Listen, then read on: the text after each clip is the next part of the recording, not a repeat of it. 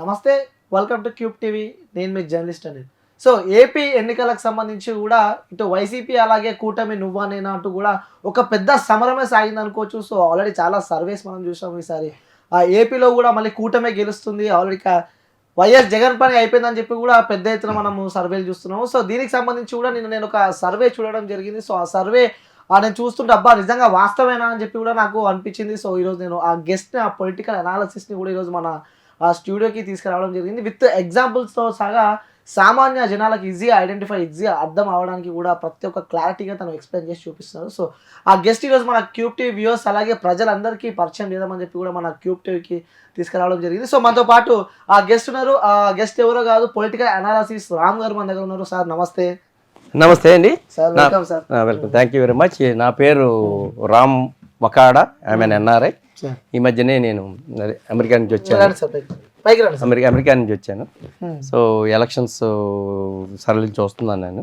వచ్చిన వెంటనే అందరూ రకరకాలుగా సర్వేలు చెప్తున్నారు, కానీ నాకు ఒక ఐడియా ఉన్నది. అసలు ఈ సర్వేలకి సంబంధం లేకుండా ఏంటి అనేది నేను అనాలిసిస్ చేశాను. దాన్ని మీ ముందు తెలుసుకున్నాను. అంటే నిన్న మీ సర్వే నేను చూడడం జరిగింది. టోటల్లీ డిఫరెంట్ ఉంది. అంటే లైక్ మనం చూసిన సర్వేలు అన్నిటికీ కూటమి గెలుస్తుంది, ఈసారి ఏపీలో కూటమి గెలవబోతుంది, ఆల్రెడీ సీఎం కూడా కన్ఫర్మ్ అన్నట్టు కూడా కొన్ని సర్వేలు చూస్తున్నాం. కానీ సడన్గా మీ సర్వే రాగానే మొత్తం టోటల్లీ క్వైట్ యాంటీ ఉంది. ఏంటి అలా? అయితే మీరు అన్నట్టుగా కూటమి అని అందరూ మీడియాలో చెప్పడం, సర్వేలు చెప్పడం అదొక ప్రాపగాండాలా అనిపించింది తప్ప రియలిస్టిక్గా నాకు అనిపించలేదు. నాకైతే 100% వైఎస్ఆర్ గవర్నమెంటే వస్తుందని నమ్మకం ఉన్నది. దానికి నేను ఫిగర్స్తో నేను ప్రూవ్ చేయదలుచుకున్నాను. మీరే చూద్దరు కానీ. ఓకే సార్, మళ్ళీ వైసీపీ ప్రభుత్వమే వస్తుంది అంటారు? వైసీపీ ప్రభుత్వమే వస్తుంది 100%. అంటే ఎలా మీ అనాలిసిస్ ఏ విధంగా ఉంది? ఓకే, అయితే నేనే మిమ్మల్ని అడుగుతాను. మామూలుగా నార్మల్గా ప్రభుత్వం అనేటప్పుడు గత ఎన్నికలు ఈ ఎన్నికలతో పోలిస్తే ప్రభుత్వ వ్యతిరేకత అనేది ఉంటుంది. సో ఆ ప్రభుత్వ వ్యతిరేకత దాన్ని బట్టి ఇప్పుడున్న గవర్నమెంట్ చేసిన యొక్క వెల్ఫేర్ స్కీమ్స్ని బట్టి వీటి మీద ఆధారపడి ఉంటుంది. నార్మల్గా మీరు ఏమనుకుంటున్నారు, ప్రభుత్వ వ్యతిరేకత ఎంత ఉంటుందని అనుకుంటున్నారు? అంటే జనాలు చూస్తుంటే సార్ వ్యతిరేకత కూడా చాలా ఎక్కువనే ఉన్నట్టు తీవ్రంగా కనిపిస్తుంది. అంటే సుమారు ఒక 10% అనుకుందాం. 10%. మీరే చెప్తున్నారు కదా 10%. మీరు చెప్పినట్టుగానే 10% ఉందంటే గత ఎలక్షన్స్లో వచ్చిన మెజారిటీ ఆఫ్ ద ఓట్స్ని బట్టి వ్యతిరేకత ఎంత ఉన్నది. ఇప్పుడు ఈ గవర్నమెంట్ చేసిన వెల్ఫేర్ స్కీమ్స్, ఆ మెరిట్స్ డిమెరిట్స్ పోల్చి మీకు ఎక్స్ప్లెయిన్ చేస్తాను నేను. మీరే చూద్దరు కానీ. ప్రతి ఒక్కటి ఎక్స్ప్లెయిన్ చేస్తాను డెఫినెట్గా. ఓకే, సో ముందు ఇప్పుడు ఈ 2024 ప్రపోజల్ వచ్చే ఎలక్షన్స్లో 100% జగన్ ఎందుకు వస్తాడనేది చెప్పడానికి నేను ముందు 2019లో వచ్చిన ఓటు పర్సంటేజ్ని బేస్ చేసుకుని మీరు చెప్పినట్టుగా 10% యాంటీ ఇన్కన్వెన్సీ ఉంది, అలాగే మెరిట్స్ ఏంటి డిమెరిట్స్ అని కంపేర్ చేస్తూ మీ ఉన్న డౌట్స్ని క్లియర్ చేస్తూ నేను ఎక్స్ప్లెయిన్ చేస్తాను. సో మనం తప్పనిసరిగా చూడండి. ఇప్పుడు మీరు చెప్పారు కదా, ఇప్పుడు 2019లో ఎలక్షన్ రిజల్ట్స్ ఎలా ఉన్నాయో మీకు ఓటు పర్సంటేజ్ చెప్తాను. ఎలక్షన్ రిజల్ట్స్ ఓటు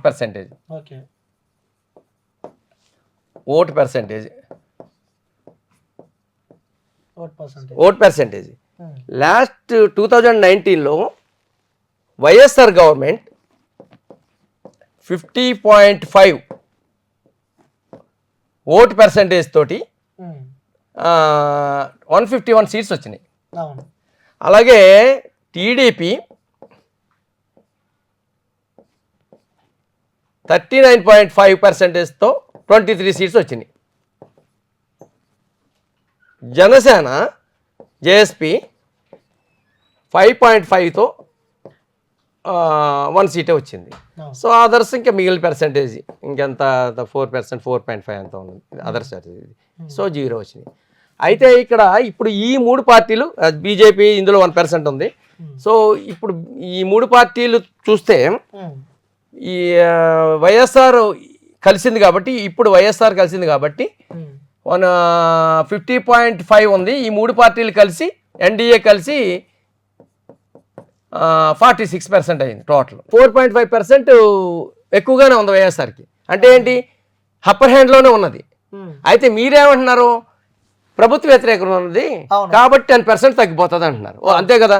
సో 10% తగ్గిపోతుంది అంటే ఇందులో 10% తీసేద్దాం. 10% తీసేస్తే ఆల్మోస్ట్ 4.5 పోతే 45.45.45 అంత ఉంటుంది వీళ్ళకి. అయితే ఇది ప్రభుత్వ వ్యతిరేకత అంటే ఆల్రెడీ ఓటు వేసిన వాళ్ళదే ప్రభుత్వ వ్యతిరేకత. ఎన్డీఏ ఆల్రెడీ వ్యతిరేకంగానే ఉన్నారు కదా. కానీ ఈ అందరూ ఏమనుకుంటారు, ఇక్కడ ఈ మళ్ళీ వీళ్ళకి కూడా ఇదే 46 వస్తుందని అనుకుంటారు, అంతే కదా. అప్పుడు ఏమైంది, 1% ఎక్కువ ఉంది అంతే, అంతకు మించి తేడా ఏమీ లేదు.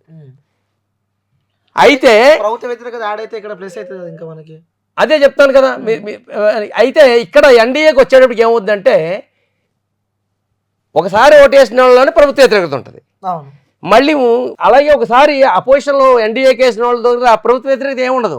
వాళ్ళు ఏంటి, మళ్ళీ కొత్త గవర్నమెంట్కి ఏమైనా ఫేవర్ ఉన్నదా లేకపోతే ఇంకా బాగోలేదా గవర్నమెంట్ అనేది ఆలోచిస్తారు. వీళ్ళు ఆలోచిస్తే నాకు తెలిసి ఏమైందంటే, వీళ్ళు ఒక 10% మళ్ళీ ఈ గవర్నమెంట్ వేయడానికి అవకాశం ఉంది. ఓకే, అంటే గత ప్రభుత్వం అప్పుడు చేసిన వ్యక్తులు మళ్ళీ చేంజ్ అయ్యే అవకాశం. ఎందుకు అవకాశం ఉన్నదంటే దానికి నేను రీజన్ చెప్తాను.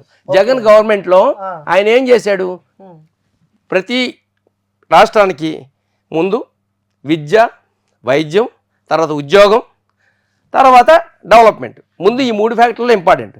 సో అందుచేత ఫస్ట్ విద్యను తీసుకున్నాడు ఆయన. అందుకే స్కూల్స్ని ఈ దేశంలో లెక్కలు లేని విధంగా ఆయన ఇంప్రూవ్ చేశాడు. అలాగే వైద్యం 16 మెడికల్ కాలేజీలు పెట్టాడు. ఇంతకుముందు ఎప్పుడు దేశ చరిత్రలో అన్ని మెడికల్ కాలేజీలు ఏ స్టేట్లోనే పెట్టలేదు.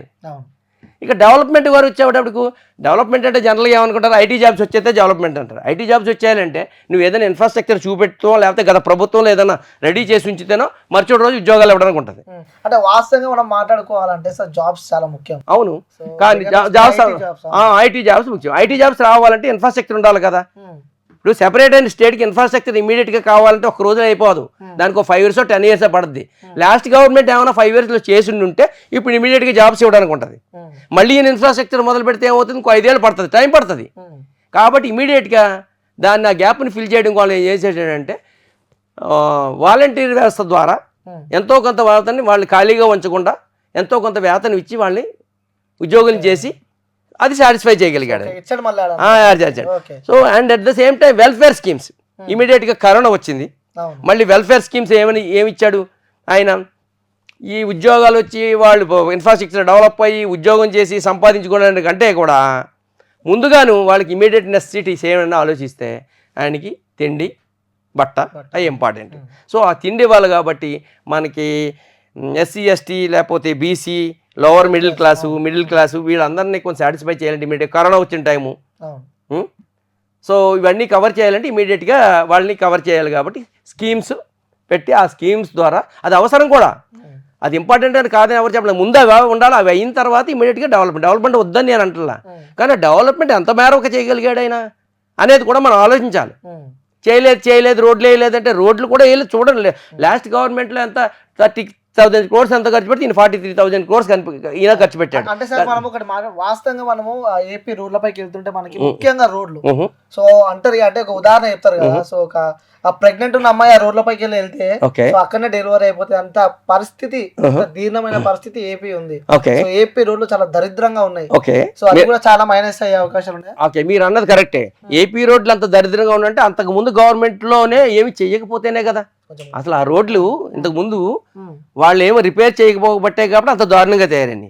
సో వచ్చిన తర్వాత మీరు అనుకున్నంత లేదు, మేము వెళ్ళి చూశాను కొన్ని చోట్ల మీరు అన్నట్టుగా నిజంగానే బాగోలేదు రోడ్లు, స్టార్టింగ్ లో బాగోలేదు, స్లోగా ఆయన ఇంప్రూవ్ చేసుకుంటూ వచ్చాడు. End of the road day ఏమైంది, కొన్ని రోడ్లు కాకినాడ అలాంటి చోట చూసాం కొన్ని రోడ్లు. ఇదేంటి ఇంకా వేయలేదు, ఎలక్షన్ వచ్చేసింది రోడ్లు వేయలేదు ఏంటి అని అడిగితే, లేదండి గత ప్రభుత్వంలో చేసిన కాంట్రాక్ట్ అండి, వాళ్ళు బిల్లులు రాక లేకపోతే బిల్లులు వాడేసుకుని చేశారని ఒక విధంగా చెప్తున్నారు కొంతమంది. మరి దానికి మనం ఏం చెప్తాం?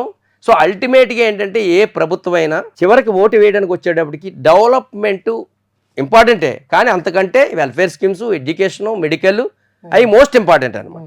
సో ఓటు వేసేటప్పటికి దాన్ని క్రైటీరియాగా తీసుకుంటారు ఎవరు తీసుకున్నా కానీ. సో ఈ మేజర్ ఫ్యాక్టర్స్ని మళ్ళీ వైఎస్ఆర్ గవర్నమెంట్ రావడానికి ఆల్రెడీ ఎన్డీఏ గవర్నమెంట్ అపోజ్ చేసిన వాళ్ళందరికీ కూడా స్కీమ్స్ అందినాయి. సో స్కీమ్స్ అందిన వాళ్ళు ప్రతిఫలం పొందిన వాళ్ళు కంపల్సరీ మళ్ళీ వాళ్ళు వేయడానికి అవసరం ఉంది. ఎప్పుడైతే మీకు ఈ ప్రభుత్వ వ్యతిరేకత ఉన్నదో మళ్ళీ ఈ వ్యతిరేక ఓటు నుంచి కూడా మనకి పాజిటివ్ అవుతుంది.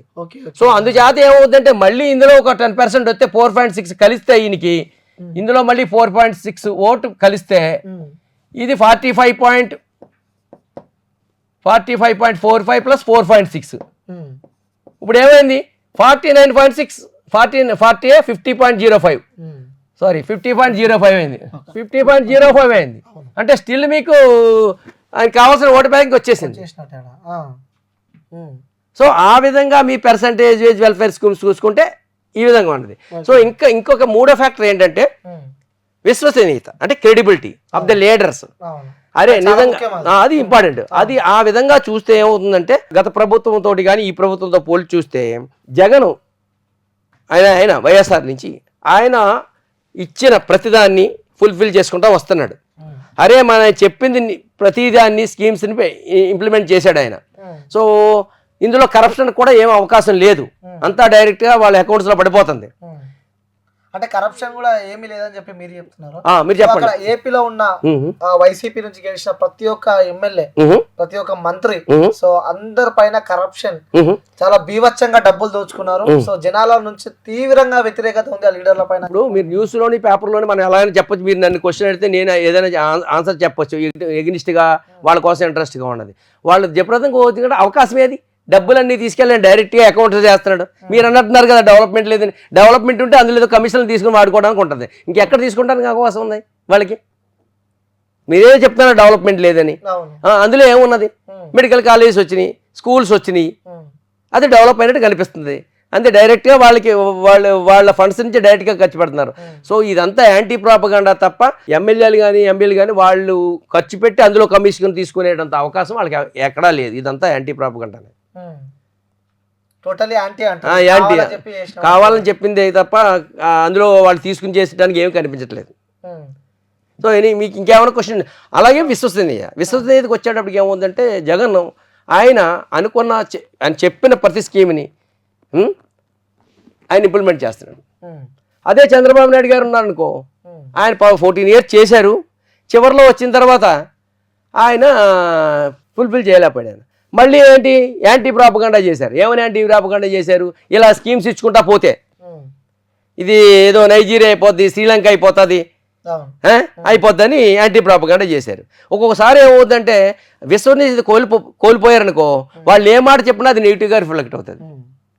ఆయన ఆ విధంగా ఏమో అయిపోతుందని చెప్పి మళ్ళీ నేను ఇస్తానని మొదలెట్టాడు ఆయన. నేను మళ్ళీ ఇస్తానంటున్నాడు ఆయన. మరి మళ్ళీ నువ్వు ఎలాగ ఇవ్వగలవు? ఈ వాటర్ మైండ్ సెట్ అలా ఉంటుంది. ఇప్పుడు ఒక మాట మాట్లాడి అదే పని చేయదని చెప్పి మళ్ళీ అది ఇస్తుంటే ఆయన మీద నమ్మకం పోయింది. ఇచ్చే హామీలు అన్ని దొంగ హామీలు.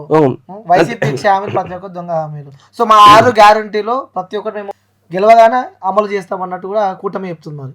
అదే అంటుంటా. ఇప్పుడు వైఎస్ఆర్ ఇప్పుడు జగన్ ఏం చేశారు? ఆయన ఇచ్చిన ప్రతి నవరత్న అన్నింటినీ ఇంచుమించి 99.9 అందరికీ తెలుసున్న విషయమే. ఏ ఫలానా దాన్ని ఇంప్లిమెంట్ చేయలేదు, ఫలానా దాన్ని ఫుల్ఫిల్ చేయలేదు ఎవరినైనా చెప్పమనండి, అని ఫుల్ఫిల్ చేశాడు. అదే చంద్రబాబు నాయుడు గారికి వచ్చేటప్పటికి లాస్ట్ టైము అన్నవి ఫుల్ఫిల్ చేయలేకపోయాడు ఆయన.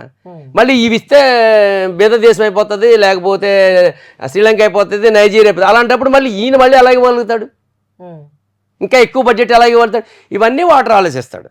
ఇప్పుడు రేపు పొద్దున వచ్చింది కాకుండా ఉన్నాయి తీసేస్తాడేమో అని భయం ఉంటుంది ఆయనకి.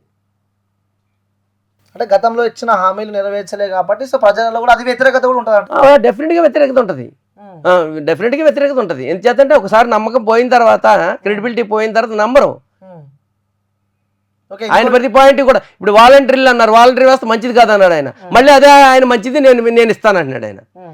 అంటే ఆయన నమ్మకం లేదు. ఒకసారి మళ్ళీ రేపు పొద్దున మళ్ళీ వచ్చిన తర్వాత ఇది మంచిది కాదని తీసేస్తాడేమో అని భయం వీళ్ళకి. అందులో కూడా వ్యతిరేకత వచ్చింది కదా. మరి వాళ్ళు ఏదో హ్యూమన్ ట్రాఫికింగ్ అని ఇలాంటివన్నీ బ్లేమ్ చేయటం, వాళ్ళు హర్ట్ అవ్వడం, వాళ్ళ పేరెంట్స్ కూడా హర్ట్ అవ్వడం, ఇలాంటివన్నీ జరిగినాయి. ఆయనకి బయటికి చెప్పలేకపోతున్నారు తప్ప.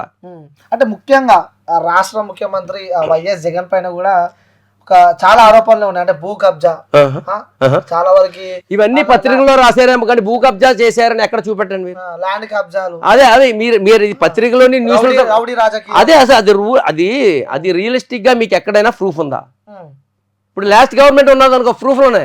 ఇప్పుడు ఒక ఆమె వనజాక్ష ఆమెని హెరాస్ చేశారు, ఒక గవర్నమెంట్ ఎంప్లాయీని. అది నార్మల్గా ఏమవుతుందంటే పబ్లిక్ ఇండివిజువల్స్ని ఎప్పుడైనా టచ్ చేస్తే పబ్లిక్లో ఇప్పుడు గవర్నమెంట్లో ఎమ్మెల్యేలు ఎంపీలు వాళ్ళు వాదుకోవడం, రాజకీయ నాయకులు మాట్లాడుకోవడం వేరు, వాళ్ళ మీద వీళ్ళ మీద కేసులు పెట్టుకోవడం వేరు. ఇండివిజువల్స్ మీద అటాక్ చేస్తే ఏమవుతుంది అంటే అదే మైండ్స్లో ఉండిపోద్ది. అరే ఇండివిజువల్ అడిగితే రేపు పొద్దున మనకి ఏమవుతుంది రేపు పొద్దుట, అరే ఒక ఎంప్లాయీనే హెరాస్ చేశారు. ఆ ఎఫెక్ట్ వల్ల లాస్ట్ టైం చంద్రబాబు నాయుడు గారు ఓడిపోయారు. అది చాలా మైండ్లో ఉండిపోయింది. అరే ఒక పబ్లిక్ ఎంప్లాయీని ఒక ఎమ్మెల్యే రోడ్డు మీద ఇచ్చేస్తే మన కామన్ పీపుల్ మనకి ఏమవుతుంది రేపు పొద్దుట. ఇవన్నీ లీగల్ ఇష్యూస్. సో ఇలాంటి వాటి వల్లే ఎఫెక్ట్ అయింది. తెల్లవారుజామున ఎవరో ఒక మీడియా పర్సన్ తీసుకుని వెళ్ళిపోవడం ఇవన్నీ జరిగినాయి రియలిస్టిక్గా. అప్పుడు అంటే జగన్ పైన ఎలాంటి ఆరోపణలు లేవు, కేవలం చేస్తున్న నాటకాలే అంటారు. ఇవన్నీ అది మీడియాలో వచ్చిన ప్రూఫ్లు ఏమన్నా చూపెట్టండి. ఆరోపణలు ఏమైనా ఉన్నాయి? ఆయన ఎవరినైనా తిట్టాడా? ఆయన పార్టీ వాళ్ళు తిడతారు, కలవాడు, కలవలేదు, తిట్టలేదు. జగన్ అనే వ్యక్తి అధికారంలో కూర్చున్నప్పటి నుంచి జనాల దగ్గరకే రాడు. ఓకే, 3 ట్వీట్లు పెట్టాడు. ఓకే, జనాలతో సరిగా మాట్లాడాడు. ఇప్పుడు కొంతమంది చేతల మనిషి అంటారు, ఆయన చేతల మనిషి, మాటల మనిషి కాదు. ఆయన చేతలో చేశాడు. ఆయన ఇస్తానన్న మాట నిలబెట్టుకున్నాడు. నీకు పబ్లిక్ ని వచ్చి మాట్లాడడానికి అవకాశం లేకుండా అన్నీ ఆయనే చేసేస్తున్నాడు. ఇప్పుడు వాలంటీర్ని ఇంటికి పంపించి నీకు పని చేసి పెట్టేస్తున్నాడు ఆయన. నీకు నువ్వు ఆఫీస్కి వెళ్ళవలసిన పని లేదు, గవర్నమెంట్ నన్ను క్వశ్చన్ చేయాల్సిన అవసరం పని లేదు. అందుకే ఆయన మాట్లాడవలసిన అవసరం లేదు. మాట్లాడవస్తే 3 కోట్ల మంది ఎన్నిసార్లు ఎప్పుడు మాట్లాడగలడు ఆయన? అడ్మినిస్ట్రేషన్ అంటే అది నువ్వు చేయడం కాదు, ఒక లీడరు కొంతమంది చేత చేయించాలి. That is administration. అందుకోసమే జగన్ నేను 24 గంటలు పని చేస్తానంటే అవ్వదు. నువ్వు 8 గంటలు పని చేయి, 8 లక్షల మంది చేత పని చేయించుకో. అలా జగన్ చేస్తాడు అంతే. 100% ఆయన చేస్తున్నాడు. అది వాటర్లోకి వెళ్ళిపోయింది, మైండ్ సెట్లోకి. ఇది యాంటీ ప్రాపగండా తప్ప ప్రతి వాటర్ మైండ్ సెట్లోకి అది వెళ్ళింది. 100% ఆయన గవర్నమెంట్ ఏ విధంగా చూసినా వీళ్ళు ఎన్డీఏ గవర్నమెంట్ ఈ పర్సంటేజ్ని దాటి వెళ్ళలేరు. అందుకే ఈ మధ్య ఏదో ఆయన ఐపాక్ వాళ్ళతో నేను 160 వస్తానండి, మేబీ రావచ్చు. ఆయన అంతమందిని గెలిపించుకుని ఆయనకి అంత కాన్ఫిడెన్స్ ఉండాలి. మనం ఎలా మాట్లాడుకుంటున్నామంటే అది కూడా ఈ దేశంలో ఎవడో కూడా నువ్వు నాకు మంచి చేసావని అనుకుంటేనే నాకు ఓటేమని అడిగిన వాళ్ళు ఎవరు లేరు. వేరే వాళ్ళు అలా అడగలుగుతున్నారా? నేను 14 సంవత్సరాలు ఇది చేశాను, మేము 3 కలిసి ఇచ్చేస్తాము అని ఏం అడగట్లా. ఆయన వద్దు, ఆయన వద్దు, ఆయన వద్దు, ఆయన వద్దు, ఆయన వద్దు, ఆయన దేనికి వద్దు? What is the reason? మంచిగా చేసేవాడు వద్దన్న అవసరం వచ్చింది. ఓటర్ అదే క్వశ్చన్ చేసుకుంటున్నాడు. ఓకే, అంటే ముఖ్యంగా ఈ ఎన్నికలకు సంబంధించి కూడా ఏపీలో సో పెద్ద సంఖ్యలో ఓటింగ్ పర్సంటేజ్ కూడా పెరిగింది. ఆ యువకులు, కొత్త ఓటర్లు, సో చాలా మంది కొత్త ఓటర్లు ఓట్లు వేశారు. సో ప్రతి ఒక్కరు ఆ బీసీ ఓటింగ్ కూడా పెద్ద ఎత్తున పవన్ కళ్యాణ్ వైపు, ఈ కూటమి వైపే ఉన్నారు అని చెప్పి కూడా సో వార్తలు ఇస్తున్నాయి. అంటే మనం రియలిస్టిక్ గా మాట్లాడుకోవాలి. సో పవన్ కళ్యాణ్ వైపు ఓటు ఉన్నారు, మీరు అన్నది అని నేను అంటాను. కొంతవరకు పవన్ కళ్యాణ్కి మూవ్ అవుతున్నారు. మరి లాస్ట్ టైం రిజల్ట్స్ తో పోలిస్తే మనం దాన్ని కంపేర్ చేసుకోవాలి. లాస్ట్ టైం ఆయనకి ఎంత 5.5% వచ్చింది, అవునా? ఇప్పుడు ఓటర్లు అంతా వచ్చేస్తే 50% వచ్చేస్తుందా? Is it possible? ఇంకో 5% పెరగచ్చు, 10% అవ్వచ్చు, అంతే కదా? అయినా ఎక్కడి నుంచి వచ్చారు? కొత్త ఓట్లు ఎంత పర్సెంటేజ్ వచ్చింది? ప్రతి వయసు వాళ్ళు అందరూ జనంలో ఉన్న లీడర్ కదా. ఎందుకంటే పవన్ కళ్యాణ్ వ్యక్తి సో ఓడిపోయినప్పటి నుంచి ఇప్పటిదాకా గ్రౌండ్ లో ఉన్న లీడర్ ఆయన. ఆయన ఎక్కడున్నాడు? ఎక్కడ లేడు. ఆయన జనాల మధ్య ఎక్కడ తిరగలేదు. ఈవెన్ స్టిల్ ఇప్పుడు కూడా జగన్ ఇచ్చిన ఫోటోలు, జగన్ గారు ఇచ్చిన ఫోటోలు ఆయన యాత్రలో ఆయన ఇవ్వలేకపోయాడు. అంటే ఎన్నికలు వస్తున్నాయని చెప్పి 2 నెలల ముందు బయటకు వచ్చిన వైఎస్ జగన్ అంటున్నారు. అది ఆయన ఎప్పుడు ప్రజల్లో ఉన్నట్టే లెక్క. ఒక చీఫ్ మినిస్టర్ ప్రజల్లో రోడ్ల మీద తిరుగుతాడే ఏంటి? అడ్మినిస్ట్రేషన్ అనేసి ప్రజలకు ఏం కావాలో ఆయనకు తెలుసు కాబట్టి ఆయన ఫుల్ఫిల్ చేస్తూ వాళ్ళ టీం ద్వారా, అదే వాళ్ళ యంత్రాంగం ద్వారా కావాల్సినవన్నీ ప్రజలకి అందించాడు. ఓకే, మొత్తానికి ఓటింగ్ పర్సెంట్ అంతా పోలో. ఓకే, సో కొన్ని రోజుల రిజల్ట్ రాబోతుంది. సో మీ అనాలిసిస్ ప్రకారం కూడా ఈసారి మాత్రం మళ్ళీ వైఎస్ జగన్ వస్తారని చెప్పి 100% అందులో ఏ విధమైన అనుమానం లేదు. గట్టి కాన్ఫిడెంట్. ఎందుకంటే అవతల ఇప్పుడు మీరే ఆర్గ్యూ చేయండి, మీరు చెప్పండి ఎందుకు ఎన్డీఏ వస్తుందని మీరు చెప్తున్నారో చెప్పండి. మీరు ఎందుకు వస్తుందో నేను పర్సెంటేజ్ ఆఫ్ ఓట్స్ చెప్పాను. నేను ఆల్రెడీ 50% ఆయన ఉన్నాయి. ఆ 50% ఒకసారి 50% కూడా తగ్గొచ్చు కదా. అదే అది తగ్గడానికి వాడు ఓటర్ ఆలోచిస్తాడు. నేను వెనక్కి ఓటు వేయాలంటే ఒకసారి ఇంట్రెస్ట్ కొద్దిగా వేసాడు, ఇప్పుడు ఇంకా స్కీమ్స్ నడుస్తున్నాయి, నేను ఓటు వేయాలంటే ఈయన ఏం చేయలేదని నేను వెనక్కి వేయాలని ఓటు ఆలోచిస్తాడు. నేనేదో 5% 10% మీరు చెప్పాను తప్ప ఆ 10% కూడా తగ్గదు. అది 2% 5% తగ్గుతుంది. ఎందుచేత అంటే ఎగ్నిస్ట్ ఏమీ లేదు. Anti propaganda. ఎప్పుడు కూడా ఓటు అంటే ఏంటి? తను నేను ఎవరికి వేస్తున్నానో చెప్పడు. అవును. ఈ పబ్లిక్లో సర్వేలు గిరివేలు అన్నీ ఏంటి, పబ్లిక్లో ఎవరు చెప్పరు, ఆ మనసులో ఉంటుంది. అవును. మనసులో ఏమనుకుంటాడో మన రీజన్స్ కావాలి. అవును. ఆయన రీజన్స్ ఏంటంటే నేను వెయ్యాలా వద్దా, ఎందుకు వేయాలి ఎందుకు వేయకూడదు, ఉన్న గవర్నమెంట్కి నేను ఎందుకు వేయాలి, పాతవాడు వేసాడు 50%, ఎందుకు వేయాలంటే ఆయనకి 90% ఆఫ్ ద ఫ్యాక్టర్స్ ఆయనకి వేయడానికే రీజన్ చూపుతున్నాయి. వెయ్యకపోవడానికి ఆయనకి నెగిటివ్ లేదు, అపోజిషన్ పార్టీకి అంత స్ట్రెంగ్త్ లేదు, వీళ్ళు ఏం చేస్తామని చెప్పడానికని అపనమ్మకం. సో అందుచేత వైఎస్ఆర్ జగన్కే వేయడానికి 100% నమ్మకం ఉన్నది. ఈవెన్ 10% కూడా 5% అది జనరల్గా ఉండే ఇది ఇన్ఫ్లుయెన్స్ వల్ల, మీడియా ఇన్ఫ్లుయెన్స్ వల్ల పబ్లిక్ కూడా అంత తెలియదు. 4 సార్లు పదే ఏదో చెప్తే నిజమని నేను నమ్మే పర్సంటేజ్ ఉంటుంది, చివరికి వచ్చాడు ఉంటుంది. Same thing with opposition parties. Okay, so 175కి 175 ఈసారి పక్క కన్ఫర్మ్ అని చెప్పి అంటున్నారు. ఇప్పుడు 175కి 175 అంటే నార్మల్గా ఆయన చేశాను నమ్మకం చెయ్యాలి అని ఉంటుంది. కానీ కొంతమంది ఆయన నిలబెట్టిన క్యాండిడేట్స్లో కూడా 175 మంది ఫేవరబుల్గా ఆయన చెప్పినట్టుగా చేయలేకపోవచ్చు, ఆ ఓటుని తీసుకురాలేకపోవచ్చు. ఆయన రావాలని ఉంటుంది, కానీ అందులో 10 మందో 20 మందో నెగిటివ్ ఉండొచ్చు. 100% అంత యాక్టివ్ ఎమర్జీ అయిపోయినంత క్వాలిటీస్ లేకపోవచ్చు, వాళ్ళకు ఉన్నది కెపాసిటీ అంతే. సో అలాంటి వాళ్ళు కొంతమంది పోవచ్చు. అల్టిమేట్గా ఏంటంటే నాకు తెలిసి అయితే మినిమం 110 వస్తాయి, అది తర్వాత ఎంతైనా రావచ్చు అని అనుకుంటున్నాను నేను. ఈ మధ్య అందరినీ ఓటర్స్ని గ్రౌండ్ లెవెల్లో చూసిన దాన్ని బట్టి. ఓకే, సో మొత్తానికి అయితే ఏపీ గడ్డపై మరోసారి వైసీపీ జెండా ఎగరబోతుంది 100%. అందులో ఏమీ తేడా లేదు, ఎందుకంటే ఇవే ఫ్యాక్టర్స్ మీరు సొంతంగా అనలైజ్ చేసుకోండి. అపోజిషన్ ఎప్పటికీ స్టిల్ లోవర్ హ్యాండ్లోనే ఉంది, అది ఎప్పుడు అప్పర్ హ్యాండ్ రీచ్ కాలేదు.